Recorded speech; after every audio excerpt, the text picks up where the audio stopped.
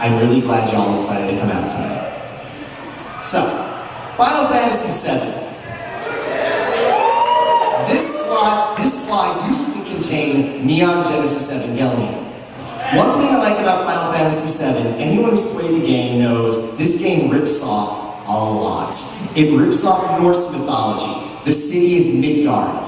They have a town called Nibelheim, which is basically the dead town. You've got Junon with the giant gun. You've got the Midgard Zolom. You've got Odin running around.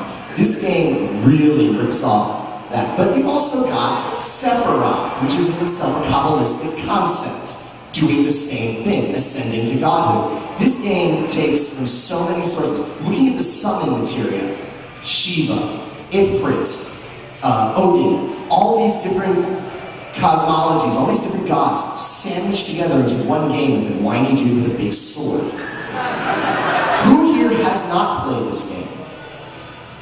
Wow, I feel really old. I'll give you the wrong, play it, seriously. Now when you deal with mythology and anime, you gotta look at it, you've got anime that sometimes they borrow elements directly, gods, heroes, and relics. For example, Okami is another one.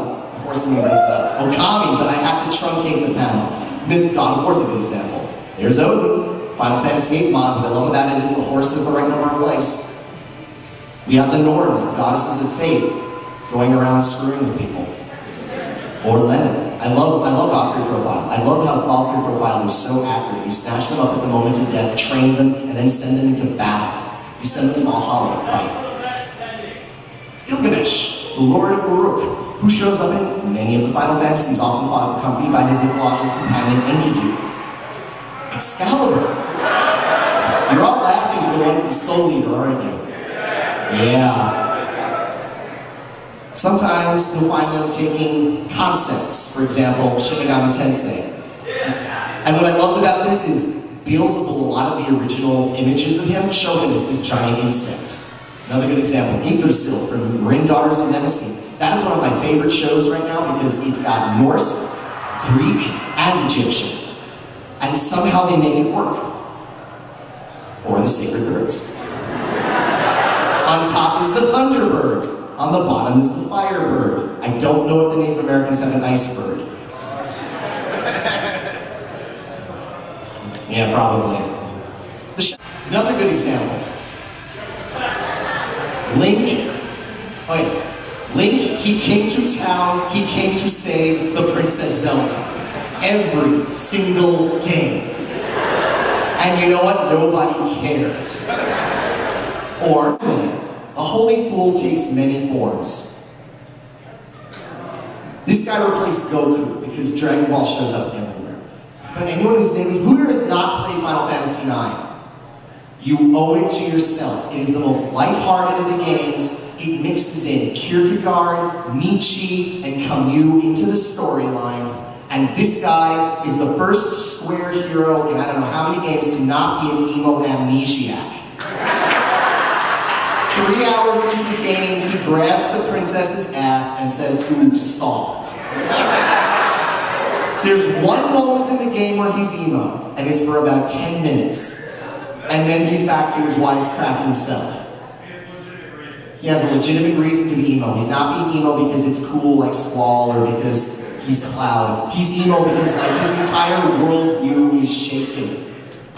And he does get the girl at the end. One thing you don't know in a lot of Final Fantasies, like Cloud never actually gets the girl, Squall gets the girl, but I don't think she wants him. This guy gets the girl, and that ending sequence is beautiful.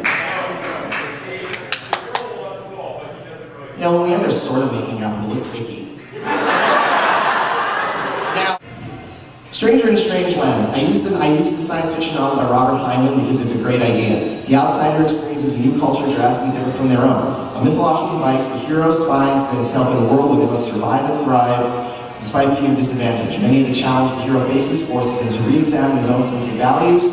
Adaptability and perception are very important to it, and of course there's more than just living in a new environment. Great example.